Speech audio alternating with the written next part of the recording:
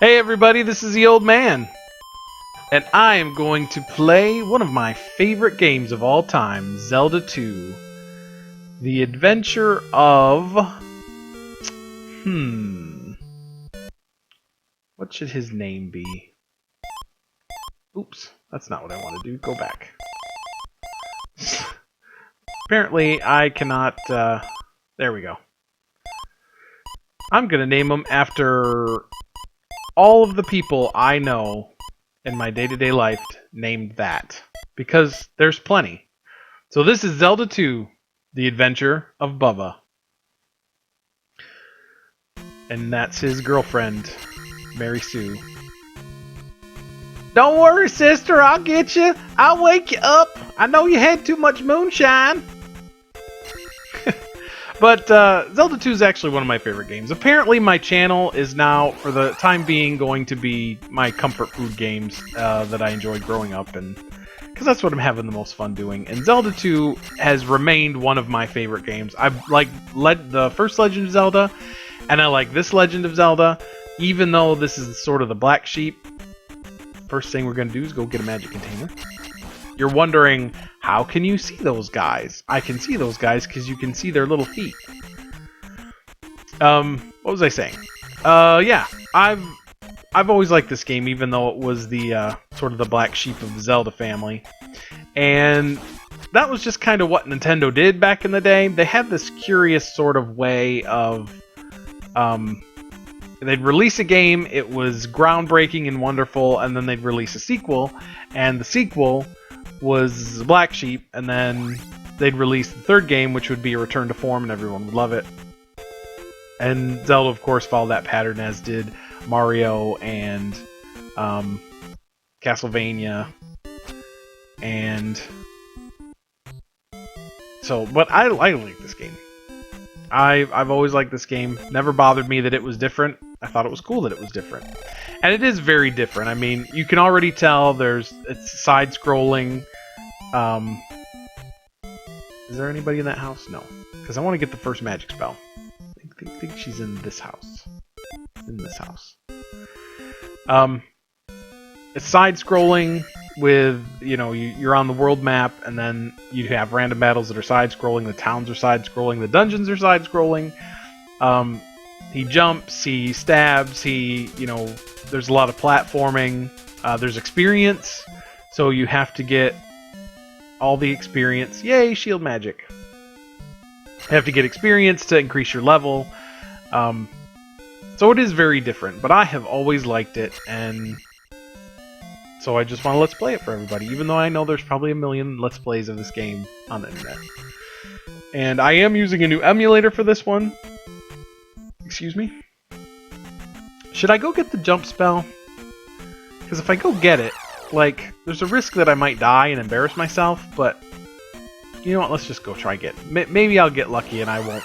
That's not what I... Sometimes there'll be tiles that you can walk in that are encounters, like this one right here, that you want to walk in, but then there'll be the random encounter ones, and they kind of steal your thunder, so to speak, and so if you're trying to get a specific one... Nice. Is there another... Nope. Okay. Oh, okay, good. So I don't have to... I don't want to get that pea bag if I can get the next level by killing a bat. And here's life. You can actually cancel a level up and wait till the next one. Life, of course, means you take less damage. Excuse me. Magic means your magic takes less power. Attack means your attack goes up. I just did the most Captain Obvious thing I've ever done. That's 50 points. And a lot of people say that this is kind of a grindy game, and I guess if there's only really in this game one spot where I do any grinding at all, and that is after the 5th palace, where you can get access to the last half of the game, the last section of the game. That's the only time I really do any grinding at all. And it is dark in here right now because I do not have the candle. At some point, I'll be getting the candle in the first palace, probably in this video. and then that will light all these, but I've played this so many times that it doesn't really matter. And, oh, I died anyway. I knew if I went there I was going to die. I knew if I tried to do that, I was going to die. Is he dead already? Okay, they're all dead. Good. But that's okay. I'm not doing too much in this particular video, so I don't need all my lives. Doink.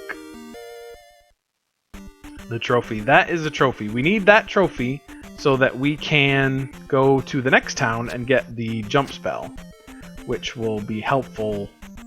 Actually, I don't really need it for the first palace, but I kind of like to just get it just to have it. And if you meet one of the random battle guys on the road, you don't have to fight anything. It's just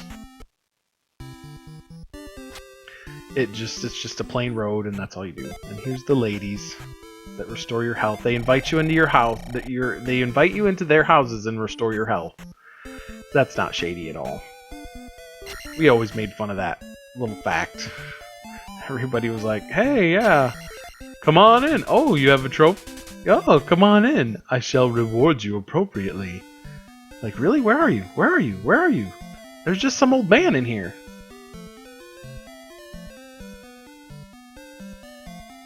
And he gives me one of the second most useful spell in the game.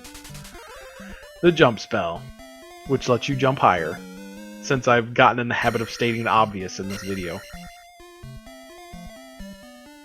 Now it's time to go to the first palace. Maybe should I make these short videos or should I make these longer videos? I don't know. I don't know. We'll see. What's up, dude? You can talk to all those people, but they don't really say anything important.